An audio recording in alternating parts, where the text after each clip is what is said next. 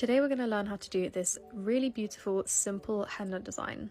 So we're starting off here with some lovely controlled vines, making sure that they are all the same width and the same size. I'm going to do this on both sides all the way down the hand. I do this by creating pressure to create a sort of blob and carefully dragging it in, reducing pressure. So once we've done that all the way down the hand, I'm going to now create a chain going through the design. And I'm going to add beads to this chain, making the central bead the largest and then reducing in size as we go along. The easiest way to do this is always to start with the central one and then just make your way down the chain. Okay, so once we've done that, it's time for the fingers. So I'm doing some freestyle sort of bands.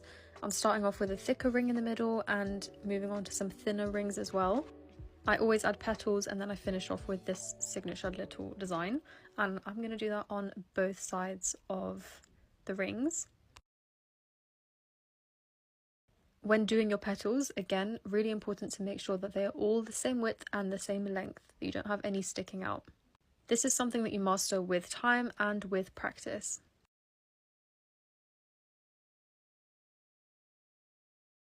I think the ring finger here was my favourite because it had some really gorgeous vines. These vines are a little bit more advanced. They flick off at the end and they start in the centre and make their way out, unlike the other vines which start on the outside and make their way in. The way you master this technique is really based on hand pressure and making sure that you're reducing pressure as you're coming out.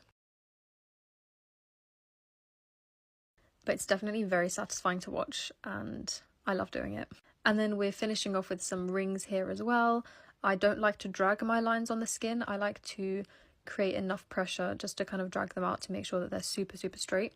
And then again, I'm just finishing off with some matching designs to match that middle finger there. I did also do a bit on the thumb, but I don't think it's in here. I didn't manage to get a shot of this hand, but this is what it should end up looking like. Nice and simple, but beautiful.